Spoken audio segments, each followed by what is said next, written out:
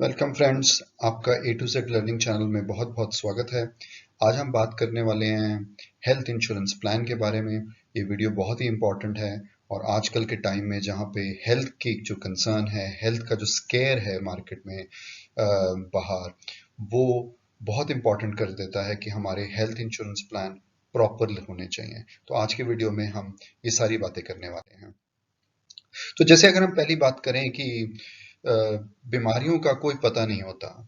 कई बीमारियां लाइफस्टाइल की वजह से आती हैं। टाइम के साथ जैसे जैसे आदमी उम्र में बढ़ता है, उसको कुछ ना कुछ बीमारियां, कुछ ना कुछ मेडिकल इश्यूज रहते हैं।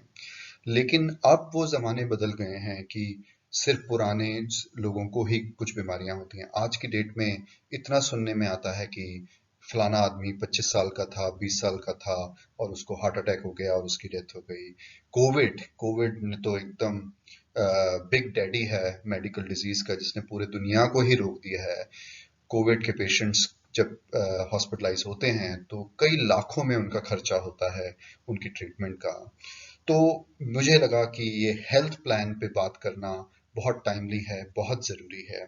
और हेल्थ प्लान की जो नीड है, वो उम्र के साथ साथ जैसे जैसे आपकी लाइफस्टाइल चेंज होती है, लाइफ की डिफरेंट स्टेजेस आप जीते हैं, उस हिसाब से आपकी हेल्थ इंश्योरेंस प्लान की भी ज़रूरतें बदलती रहती हैं। तो आज के वीडियो में हम तीन चीज़ों पे बात करने वाले हैं। पहली बात तो किस टाइप का इंश्योरेंस प्लान, किस टाइप का हेल्थ प्लान कौन सी एज पे लेना चाहिए, हम उसकी बात करेंगे। दूसरी बात हम करेंगे कि कितने कवरेज का इंश्योरेंस प्लान लेना चाहिए, उसके बारे में भी हम बात करेंगे और आपको हम एक सजेस्टेड कवरेज अमाउंट शेयर करेंगे। और इस प्रोसेस में जैसे हम जाएंगे, हम आपके साथ कई इंश्योरेंस की टर्म्स यूज करेंगे, जिनको भी हम जार्गन बस्टर के थ्रू उनको एक्सप्लेन करेंगे, ताकि आपको जब नेक्स्ट टाइम आप इंश्योरेंस एजेंट से मिलें या किसी इंश्योरेंस को खरीदने के लिए जाएं, आपको क्लैरिटी हो कि वो क्या बातें कर रहे हैं। तो ये वीडियो बहुत ही इंपॉर्टेंट होने वाला है। तो बिना कोई देरी के हम अपना वीडियो स्टार्ट करते हैं और आप प्लीज बने रहिए हमारे साथ। और आपके कोई भी क्वेश्चन, कोई भी कमेंट हमारे वीडियो में है तो प्लीज हमारे को कमेंट में प्रोवाइड कीजिए। तो पहले बात करते हैं पहली स्टेज की। जैसे लाइफ की जो स्टेज होती है कि आदमी काम करना शुरू करता है, फिर उसकी शादी होती है, बच्चे होते हैं, बच्चे बड़े होते हैं और बच्चे फिर कॉलेज जाते हैं और इंडिपेंडेंट हो जाते हैं और फिर आदमी रिटायर हो जाता है और उस हिसाब से अपनी लाइफ का पूरा साइकिल जीता है। तो हम हेल्थ प्लान की भी जब बात करते हैं तो हम इन्हीं सब लाइफ साइकिल के बातों के कॉन्टेक्स्ट में हम बताएंगे कि कौन सा हेल्थ प्लान कब ज़्यादा अच्छा रहता है, ज़रूरी रहता है। तो पहला स्टेज जो लाइफ की हम बात करने वाले हैं कि जब कोई व्यक्ति एक सिंगल है, जनरली स्पीकिंग वो 20 साल की उम्र में होते हैं सिंगल, और नया नया काम करना शुरू किया है। जनरली क्योंकि जवान हैं तो अच्छी हेल्थ में होते हैं और जनरली भाग दौड़ में लगे रहते हैं, कभी एक मिनट के लिए वो रुकते नहीं हैं। तो उनका जो लाइफस्टाइल भी जो होता है बहुत ही एक्टिव होता है। ऐसी उम्र में जनरली लोगों के पास प्रायोरिटी जो होती है कि नई गाड़ी खरीदने की, नया फोन लेने की, अच्छे हॉलिडे लेने की, अच्छी जगह पे खाना खाने की। लोगों के दिमाग में हेल्थ प्लान लेने का कॉन्सेप्ट कुछ नहीं होता है, तो वो हेल्थ प्लान उनकी बिल्कुल ही प्रायोरिटी लिस्ट में होता ही नहीं है। लेकिन कोविड ने हमें सिखाया है, और आज जैसा हम सुनने में आए हैं कि कोई आज उम्र के लिंक से कोई बीमारी नहीं आती, बीमारी कभी भी आ सकती है। तो इसलिए बढ़िया रहता है कि अगर आप अपनी मेडिकल इमरजेंसी के लिए प्रिपेयर रहें, इसलिए हेल्थ प्लान बहुत जरूरी हो जाते हैं। तो हम बात करते हैं, अगर जब कोई व्यक्ति सिंगल है और अच्छे लाइफस्टाइल से और अब नौकरी में है और अपना कमाने लगा है, तो उसको एक बेसिक हेल्थ प्लान जरूर लेना चाहिए। बेसिक हेल्थ प्लान में बेसिकली अगर आप किसी मेन सिटी में, जैसे दिल्ली, बैंगलोर, चेन्नई, ऐसी मेन सिटीज में आप रहते हैं, तो आपको 5 लाख रुपए के आसपास का एक बेसिक हेल्थ प्लान रखना चाहिए, जिससे आपका हॉस्पिटलाइजेशन कॉस्ट कवर होगी। और अगर आप अदर सिटीज में रहते हैं, जो छोटी सिटीज हैं जहाँ पे मेडिकल खर्चे अभी इतने ज्यादा नहीं हैं, वहां पे आपका कवरेज अमाउंट 3 लाख रुपए हो सकता है। लेकिन जब भी आप ये प्लान लेने जाएं, जरूर एक्सप्लोर कीजिए कि क्या वो ओपीडी के एक्सपेंसेस भी कवर करेंगे। ओपीडी का मतलब होता है आउट पेशेंट डिपार्टमेंट। तो आउट पेशेंट का मतलब इसका होता है कि जैसे आपको फ्लू हुआ या कुछ हुआ और आपने डॉक्टर को कंसल्ट किया, डॉक्टर ने आपको प्रेस्क्राइब कर दी कुछ मेडिसिन और आपने वो खानी शुरू की और 2-3 दिन में आप ठीक हो गए, तो आपको हॉस्पिटल में जाने के, एडमिट करने की जरूरत नहीं थी। लेकिन फिर भी आपने डॉक्टर की फीस पे की, मेडिसिन के खर्चे पे किए, तो वो सब कहलाते हैं ओपीडी एक्सपेंसेस। तो जरूर ट्राई कीजिए कि आपका हेल्थ प्लान उस एज पे आपको हॉस्पिटलाइजेशन के साथ साथ ओपीडी के भी एक्सपेंसेस कवर करेगा या नहीं करेगा। उस एज पे जनरली पॉसिबल होता है क्योंकि इंश्योरेंस कंपनी को पता है कि आदमी यंग है, जवान है, इसलिए उसके ज़्यादा मेडिकल एक्सपेंसेस होते नहीं हैं, तो इसलिए वो ओपीडी एक्सपेंसेस की भी कवरेज दे देते हैं। दूसरा प्लान जो बहुत जरूरी है इस एज में लेने के लिए, वो है accidental disability plan, accidental insurance plan. ये प्लान बहुत जरूरी होता है क्योंकि एक्सीडेंट्स कभी प्लान करके आते नहीं हैं और ना वो एज देख के आते हैं। तो अगर किसी न खुदा न खास्ता कोई ऐसा एक्सीडेंट हो जिसकी वजह से आप परमानेंटली डिसेबल हो जाएं या कुछ टाइम के लिए अपने काम पे नहीं जा सकते हैं, तो उस प्लान के अंदर आप अपनी लॉस ऑफ इनकम को क्लेम कर सकते हैं। मेरे हिसाब से शुरुआत में आपको जो इंश्योरेंस प्लान लेना चाहिए, वो कवरेज उसकी होनी चाहिए आपकी इनकम के हिसाब से। 20 लाख का नंबर आप पकड़ सकते हैं, नहीं तो आप अपने 2 या 3 times of your annual income का भी एक प्रिंसिपल। अगर आपकी एनुअल इनकम 5 लाख रुपए है, तो 10 से 15 लाख का इंश्योरेंस कवर, जो कि आप अगर ऐसा एक्सीडेंट होता है तो आपको 2 से 3 साल की इनकम की प्रोटेक्शन आपके पास रहेगी उस इंश्योरेंस से। तो 2 प्लान आपके लिए 20s में बहुत जरूरी है। पहला बेसिक हेल्थ प्लान 5 लाख या 3 लाख डिपेंडिंग ऑन आप कौन सी सिटी में रहते हैं, और एक्सीडेंटल प्लान जो कि 2 से 3 साल के बराबर आपकी इनकम के होना चाहिए। अब बात करते हैं एक जार्गन की। कोपे आप सुनेंगे कई बार, इंश्योरेंस कंपनी से बोलेंगे कि कोपे 10% है या कोपे 5% है। तो कोपे का मतलब होता है कि जब भी आप क्लेम लेने जाते हैं, जो भी परसेंटेज आपकी कोपे एग्री हो रखी है वो परसेंटेज आपने देनी है। मान लिया आपका 5 लाख का इंश्योरेंस हॉस्पिटलाइजेशन कवर है, आप किसी बीमारी की वजह से हॉस्पिटल गए और वहां पे 1 लाख रुपए का खर्चा आया और 10% का को पेमेंट था।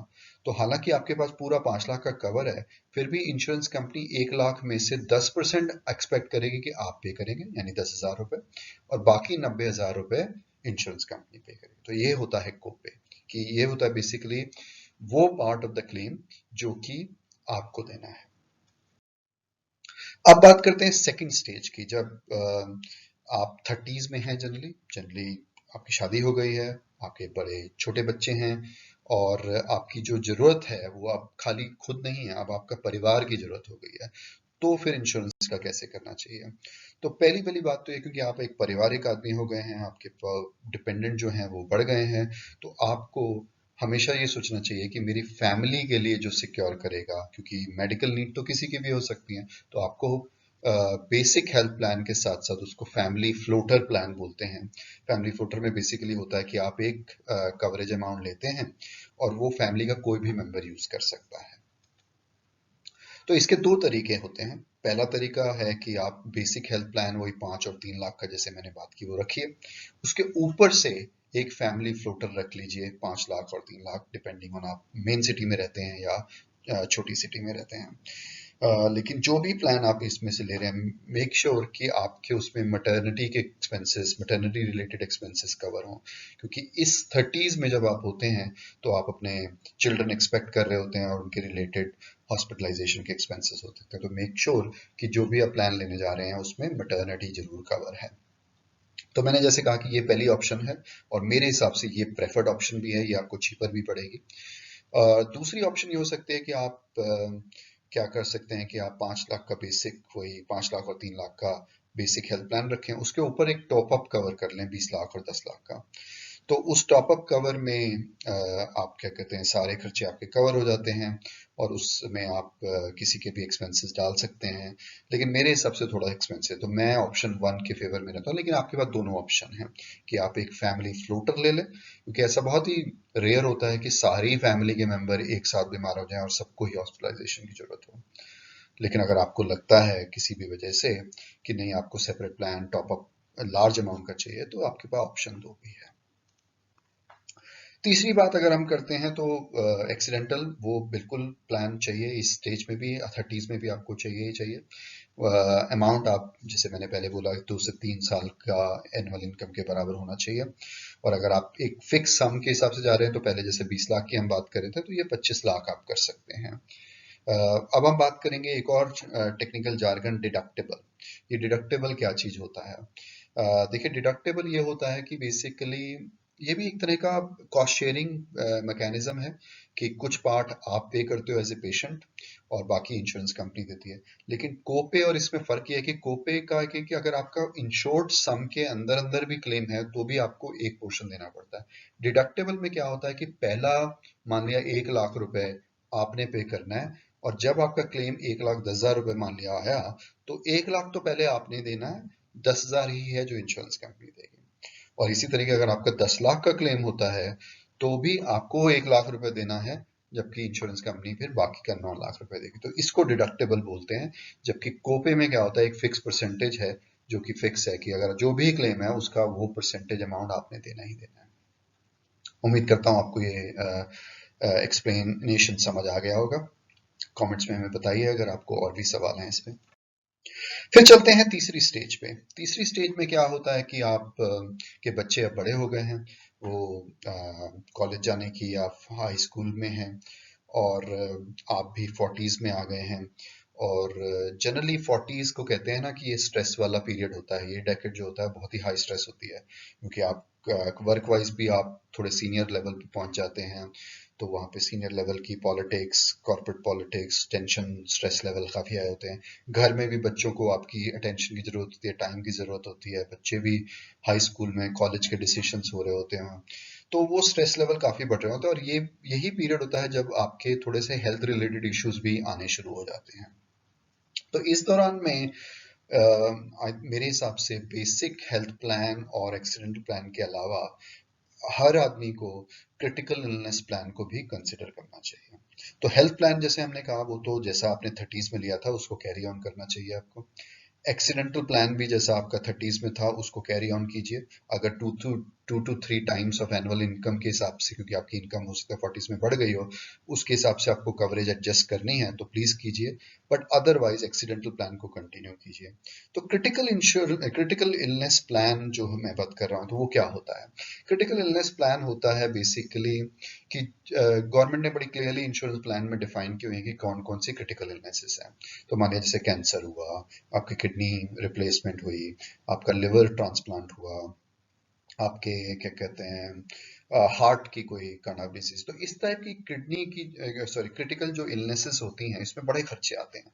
और इसमें बड़े खर्चे जो आते हैं वो सिर्फ हॉस्पिटलाइजेशन के नहीं आते, उसके पहले भी बहुत सारे टेस्ट, बहुत सारे कंसल्टेशन होते हैं।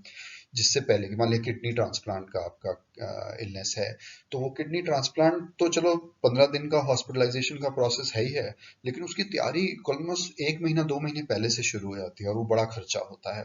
आपके लिए भी होता है और जो भी डोनेट कर रहा है आपके लिए किडनी, उसका भी होता है। तो ये सारे खर्चे काफी हैवी होते हैं। तो क्रिटिकल इलनेस प्लान में क्या होता है, अगर आपने एक प्लान लिया है तो जो भी आपने अमाउंट का कवर ले रखा है, उतने अमाउंट का चेक जैसी आपको ऐसी कोई क्रिटिकल इलनेस हुई, इंश्योरेंस कंपनी आपको काट देगी। तो आपने, जैसे मैं बता रहा हूँ कि 30 लाख का कवर आपको रखना चाहिए अगर आप मेन सिटी में हैं, और 20 लाख का अगर आप स्मॉल सिटीज में हैं। तो मान लिया अगर आपके 30 लाख का कवर है, तो 30 लाख का चेक आपको इंश्योरेंस कंपनी से मिल जाएगा। आप उसको टेस्टों पे लगाइए, गवर्नमेंट के, सॉरी, डॉक्टर के कंसल्टेशन पे लगाइए। आपको हो सकता है भागा दौड़ी करने पड़े, डिफरेंट सिटी में जाना आना पड़े, उसके जो भी खर्चे आपके हो रहे हैं उन सब के लिए आप यूज करते हैं। आपको ये कैश मिल गया, आप जैसे चाहें उसको स्पेंड कर सकते हैं। लास्ट में हम बात करते हैं एक टेक्निकल जार्गन की, नो क्लेम बोनस। आप सुनते होंगे। नो क्लेम बोनस का बेसिकली इतना मतलब है कि अगर किसी साल में, इंश्योरेंस के साल में आपने कोई क्लेम नहीं लिया है, तो इंश्योरेंस कंपनी आपके अगले साल के लिए कुछ डिस्काउंट देती है। तो उसको बोलते हैं नो क्लेम बोनस। तो जिस साल में आप क्लेम नहीं लेते उसके साल अगले साल के आपके प्रीमियम की जो कॉस्ट होती है, इंश्योरेंस प्रीमियम की कॉस्ट होती है, वो थोड़ी कम हो जाती है। अब बात करते हैं नेक्स्ट स्टेज में, जब आप 50s में हैं। 50s में आप आमतौर पे चिल्ड्रन आपके काफ़ी सेटल होते हैं, पढ़ाइयाँ ख़त्म कर चुके होते हैं, इंडिपेंडेंट हो चुके होते हैं और आपकी कुछ जॉब्स में भी लग जाते हैं। आप भी आपके हाउसिंग लोन, आपके एजुकेशन के खर्चे, बच्चे क्योंकि बच्चे अब इंडिपेंडेंट हो गए, वो सारे के सारे आप ख़त्म हो जाते हैं आपके। तो जनरली फाइनेंशियली थोड़ा सा आपकी डिपेंडेंसी जो है ना लाइबिलिटीज़ पे, वो काफ़ी कम हो जाती है। लेकिन एट द सेम टाइम इस स्टेज पे आके आपकी इलनेसेस भी, मेडिकल इश्यूज भी काफी बढ़ जाते हैं। तो इस स्टेज पे आके आपको एक चीज का पहले ध्यान रखना चाहिए कि हो सकता है आपके चिल्ड्रन जहां काम कर रहे हैं उनके एम्प्लॉयर के थ्रू आपको कोई कवर मिल जाए, तो आप वो जरूर कंसिडर कीजिए। अगर उससे आपको एक अच्छा कवर मिल जाता है तो आप वो पहले जरूर लीजिए। बेसिक हेल्थ प्लान में मैं यही कहूँगा कि बेसिक हेल्थ प्लान वो 5 लाख 3 लाख वाला बहुत जरूरी है, लेकिन उसके ऊपर एक टॉप अप कवर जरूर रखिए 20 लाख का। अगर आप मेन सिटी में हैं और अगर छोटी सिटी में है तो 10 लाख का। लेकिन इस टॉप अप कवर के में आप ये जरूर ध्यान रखिए कि आप इसको चेंज करा के सिर्फ कपल को ओनली करा लीजिए, पूरी फैमिली को आपको बच्चों को कवर करने की जरूरत नहीं, क्योंकि उनको अपने एम्प्लॉयर से और उनको अपनी इंश्योरेंस आप अलग से लेने दीजिए। एक्सीडेंट प्लान जहां तक होता है, मुझे लगता है कि इस स्टेज पे आके, क्योंकि अगर आपकी सारे loans and liabilities clear of हो गए हैं तो आप इसको डिसकंटिन्यू कर सकते हैं। क्रिटिकल इलनेस बहुत जरूरी हो जाता है, क्योंकि अब आपकी मेडिकल नीड्स, मेडिकल इश्यूज भी बढ़ते जा रहे हैं, तो आपको मेडिकल हॉस्पिटलाइजेशन के भी ज्यादा चांसेस होते हैं। तो इसलिए क्रिटिकल इलनेस को जैसा आपने 40s में सिलेक्ट किया था उसको कंटिन्यू कीजिए। कोशिश कीजिए अगर थोड़ा और बढ़ाना तो बढ़ा लीजिए, लेकिन इसको कंटिन्यू जरूर कीजिए। फिर आती है गोल्डन एज, जिसको बोलते हैं रिटायरमेंट एज, 60s। हालांकि आजकल के टाइम में कौन रिटायर होना चाहता है, ये तो मिलियन डॉलर क्वेश्चन है। लेकिन मान लिया कि आप 60s में हैं और आप रेडी हैं रिटायर होने के लिए, लेकिन आपकी मेडिकल नीड्स जो होती हैं इस एज में सबसे ज़्यादा होती हैं। आप क्योंकि रिटायर हो गए हैं, तो अगर आपका हेल्थ प्लान आपके एम्प्लॉयर के थ्रू था तो आपको मेक श्योर कि आप उसको अपनी इंडिविजुअल कैपेसिटी में ट्रांसफर करा लीजिए, बजाय इसके कि एक नया प्लान इंडिविजुअल, क्योंकि अगर नया प्लान 60s में आप लेने जाएंगे तो आपको इंश्योरेंस कंपनी बहुत ज्यादा प्रीमियम चार्ज करने वाली है। इसलिए पोर्टेबिलिटी करा लीजिए अपने एम्प्लॉयर से अपने नाम में, ताकि आपको ठीक रेट में हेल्थ प्लान मिल जाए। हेल्थ प्लान में वही कंटिन्यू रखिए, बेसिक ऑफ 5 से 3 लाख, उसके ऊपर टॉप अप 20 या 10 लाख डिपेंडिंग ऑन कौन सी सिटी में आप हैं। क्रिटिकल इलनेस जैसा आपने 40s में सिलेक्ट किया था उतना रखिए, अगर थोड़ा बहुत बढ़ा सकते हैं तो बढ़ाइए, लेकिन उतना तो कम से कम रखिए। तो ये उम्मीद करता हूँ कि जो इन्फॉर्मेशन मैंने आज आपके साथ शेयर की है, आजकल के टाइम में जो कि कोविड का टाइम है जहाँ पे मेडिकल खर्चे बहुत बढ़ गए हैं, आपके लिए हेल्पफुल रही होगी। आप प्लीज़ हमें अपने कमेंट दीजिए और बताइए कि अगर आपको और इन्फॉर्मेशन इस सब्जेक्ट पे चाहिए तो हम अपने सब्सिक्वेंट वीडियोस में उसको कवर करेंगे। और अगर अभी तक भी आपने हमारा चैनल सब्सक्राइब नहीं किया है, A to Z learning channel, तो प्लीज़ सब्सक्राइब कीजिए, ताकि आपको नए नए वीडियो बड़े टाइमली मैनर में नोटिफाइड होते रहें। Good luck and all the best with choosing the right health plan in the future. Thank you very much.